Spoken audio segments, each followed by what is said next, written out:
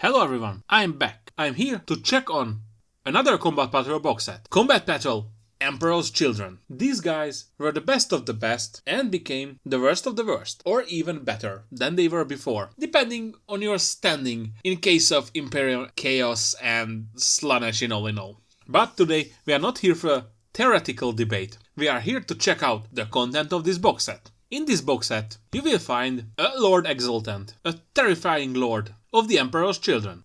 You will find 6 flawless blades. Let's hope their rules are also flawless. And the last thing, you will find 10 Infractors, or alternatively, you can build these as 10 Tormentors. We will check out these, what can each of them offer, and which one is better for you. But first, let's hit the cold hard numbers. This box set costs $170 or 130 euros or 100 pounds. The value inside of this box set $232 or 184 euros or 144 pounds. For this amount you will get 460 or 70 points depending on what you build from the Infractors per Tormentors. Let's check out the basic rule of this box set. Thrill Seekers. If the faction of your army is Emperor's Children, a unit with this ability, if your unit is advanced or fell back, your unit can still shoot and declare charge this turn. But there is 2 restrictions. It can target a unit that was in engagement range with at the start of the turn. So if you are falling back, you can't shoot the unit that you were in melee with. And the second restriction, it can target a unit that another unit from your army has already targeted in this phase. So if you are shooting at a unit and it is not dead, you can target it with another unit. If you use the Thrill Seeker's ability, so you already advanced or fell back. In any other case, you can target them with another unit. Okay, that's it about them. Let's check out the units in this box set. First one, Lord Exultant. He is your character, your hero, and probably one of the worst nightmares of your opponents. Basically, he is a faster guy on feet with really brutal melee capabilities. Let's check out what he can do. He moves 7, so he's already faster than most of the other characters on feet. He has one shooting weapon, a pistol, which can be a bolt pistol. It is range of 12, one shot hitting on a 2+ with the strength of 4, 0 points of armor penetration and damage 1. Your next option, Plasma Pistol. It has one shot with a range of 12, hitting on a 2+ with the strength of 7, 2 points of armor penetration and damage 1.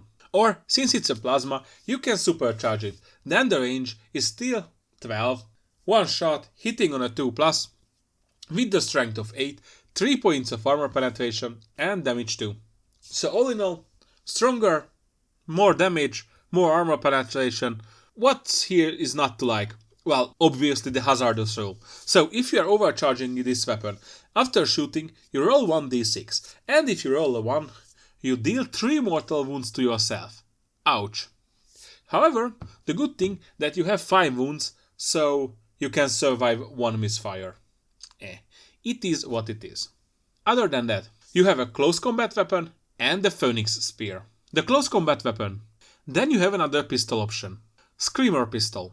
This weapon is ignoring cover, so it's okay, your opponent doesn't have the benefit of cover. But with this small range, the range of 12 doesn't really matter. It has 3 attacks, hitting on a 2+ with the strength of 5, 1 points of armor penetration and damage 2. It would be an okay or even a good choice, but if you want this one, you have to sacrifice your spear, and it doesn't worth it. So this weapon is basically non-existent. Okay, let's check out what else you have. You have a close combat weapon and the Phoenix Spear. Your close combat weapon is 6 attacks, hitting on a 2+ with the strength of 4, 0 points of armor penetration and damage 1. Okay. Other than that, you have a Phoenix Spear. This is a spear and it has the lance ability. So, this means in a turn that you have charged, you can add 1 to your wound rolls. That's really great. But let's check out what it can do. It has 5 attacks, hitting on a 2+, with the strength of 7, 2 points of armor penetration and damage 2.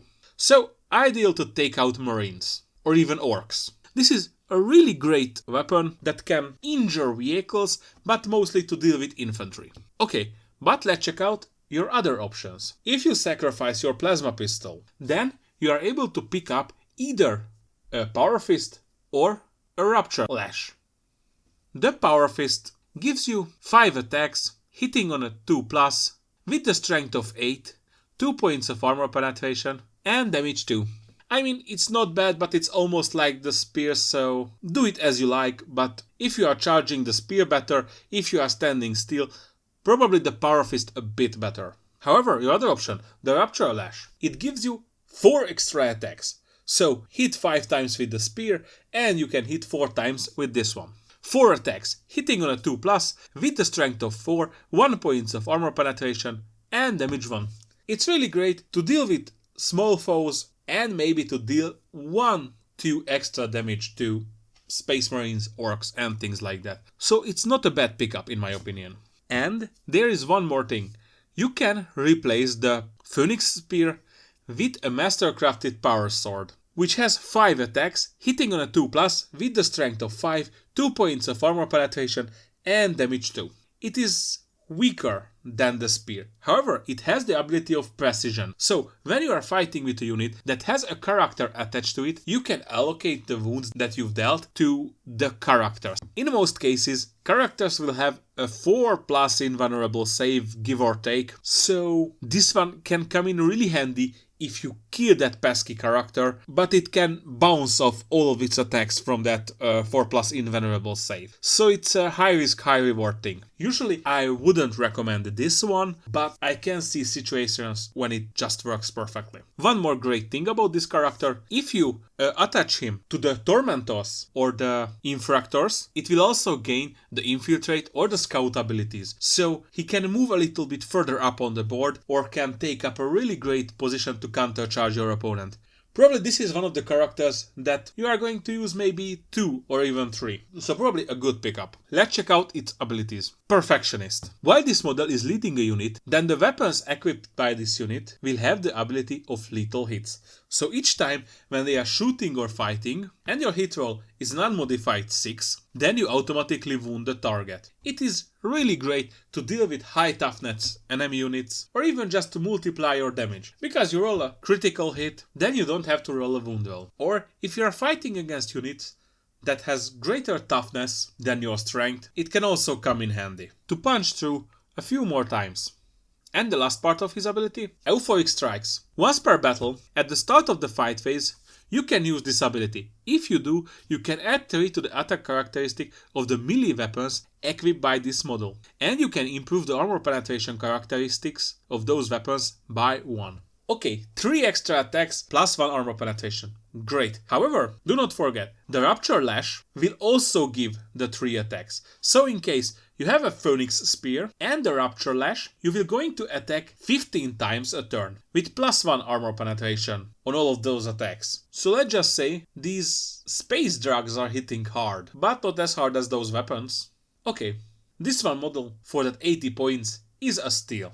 Great. 10 out of 10. Probably the best loadout, or the loadout that I would choose, is a Rupture Lash and a Phoenix Spear. But many of these can work. One quick thing to note, if you use Euphoric Strikes with the Mastercrafted Power Sword, so the precision weapon, you will do around 8 attacks with 3 points of armor penetration and damage 2 to that character, so you will probably put it 6 feet under. But that's only once per game when you can be almost sure to kill that. But the 4+ invulnerable save is still a thing that you can't count on or you can't count with. Let's check out the other unit. Flawless Blades. Oh boy, these guys are fast. Almost as fast as a bike or as a cavalry unit. They're moving 8, and that's not too shabby. But other than that, these guys have 3 wounds and toughness 5 and a 5+ invulnerable save, so they are rather tanky, but still can be killed if they are focused down. Let's check out their weapons. They have bolt pistols, all of them, which has a range of 12, 1 shot hitting on a 3+, with the strength of 4, 0 points of armor penetration and damage 1. You have a pistol, it's nothing to rave about. And that is not the thing why you're bringing them. Why you're bringing them is their melee capabilities. Blizzblade. It has 3 attacks, hitting on a 2+, with the strength of 6, 3 points of armor penetration and damage 2. 3 attacks may be a bit low, however, the strength 6 and the armor penetration 3 will compensate you for that. However, we are not done yet, because each time when this unit is selected to fight, you can call upon your demonic patrons.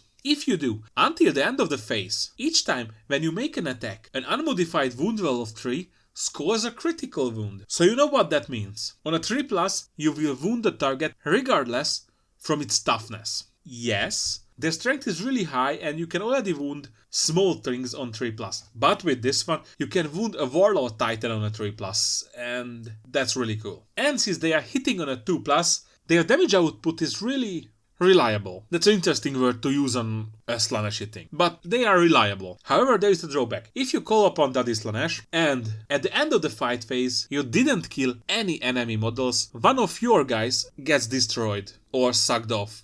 To the warp.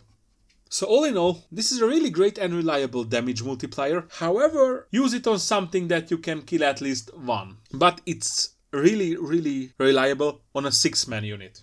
Okay, but that's it. They are fast, somewhat tanky, and reliable damage dealers. However, don't leave them in front of a tank or a dreadnought. They are not that tanky.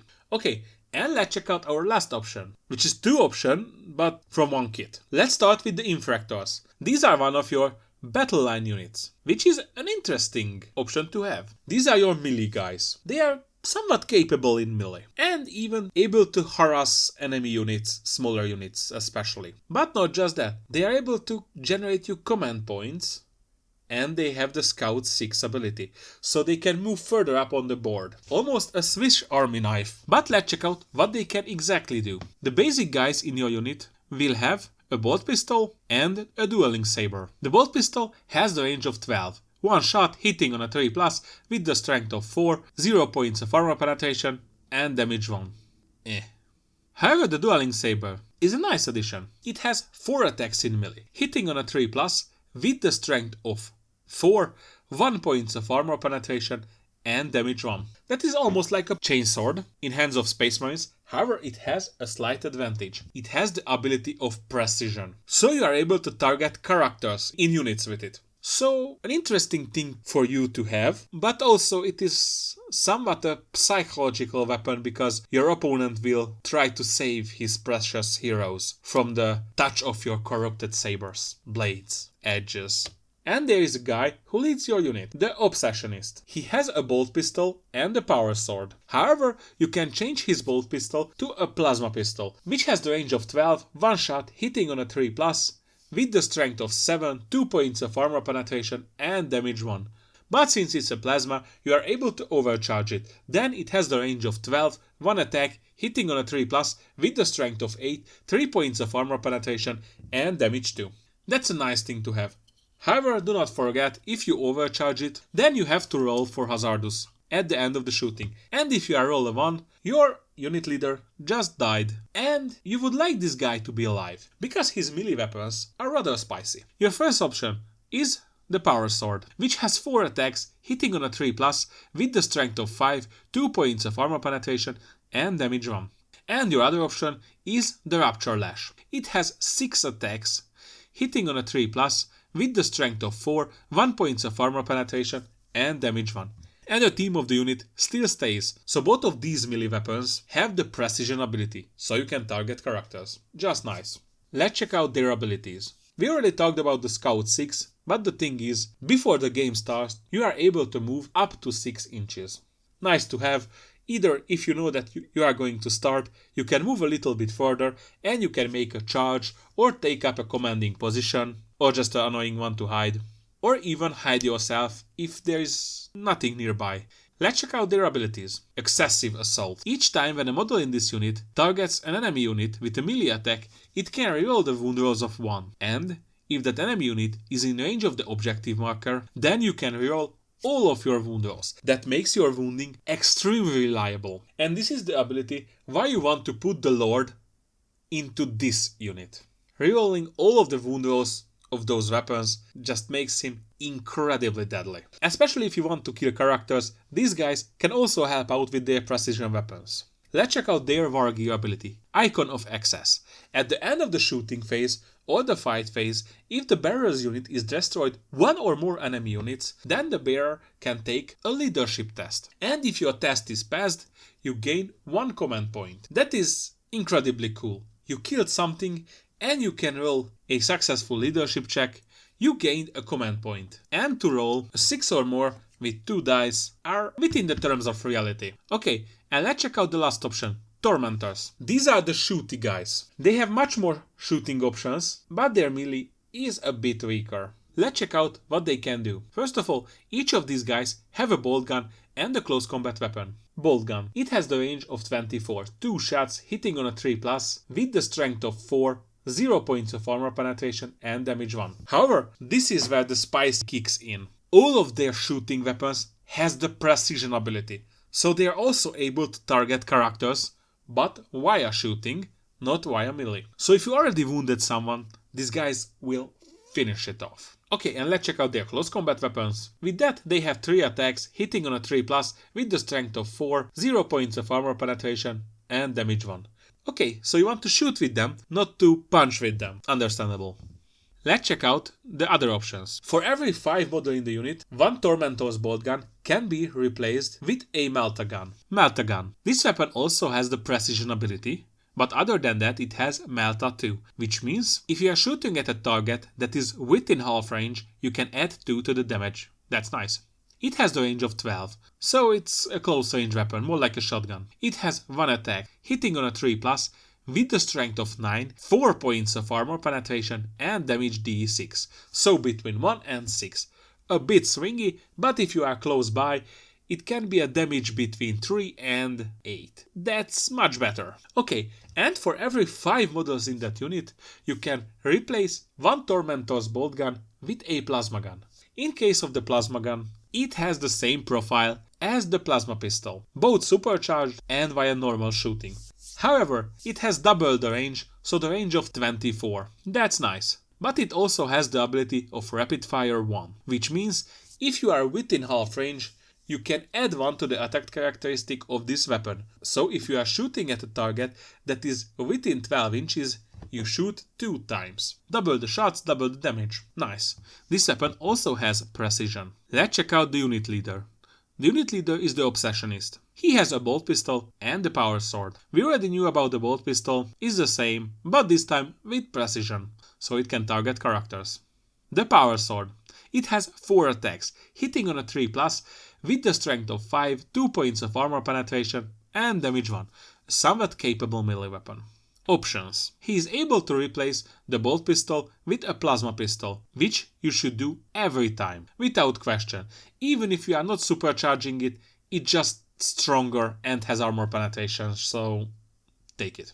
And your other option is to replace the power sword with a Rupture Lash, which means you will have 6 attacks hitting on a 3+, with the strength of 4, 1 points of armor penetration and damage 1. I'm not sure which one is the better, the power sword or the Rupture Lash, but still, have to have options is great. Probably I would take the power sword on this unit. Let's check out what else can this unit offer. This unit has the ability of Infiltrators, so you are able to deploy them further away on the table, not within your deployment zone. Take up key positions, set up ambushes or roadblocks that your opponent will have to deal with. Great thing, just great.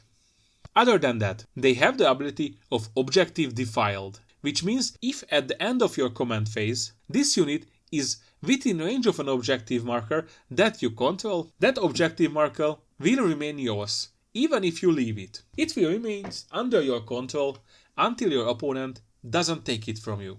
So basically, sticky objective. You go there, that's mine, you leave, and it will be still yours. Great. Other than that, this unit also has the War Gear ability of Icon of Excess. So anytime that you kill either in the shooting or fighting phase a unit, at the end of the phase you can make a leadership test, and if you pass it, you gain 1 command point. It's a great little thing to have. They will probably farm you 2-3 command points in each game, if you have some of these or the other ones. All in all, one of the greatest battle line options, this, the Tormentors or the Infractors. Both of them are just great.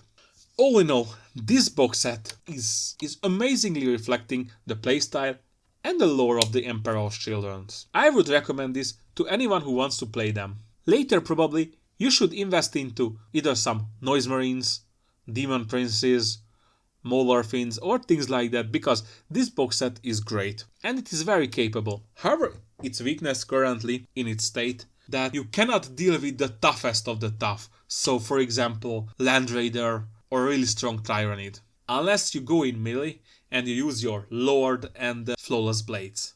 But that is risky. All in all, this box set is at least a 9 out of 10 and I really recommend it. One more recommendation: Rhinos or Land Raiders, anything that can transport your guys into melee.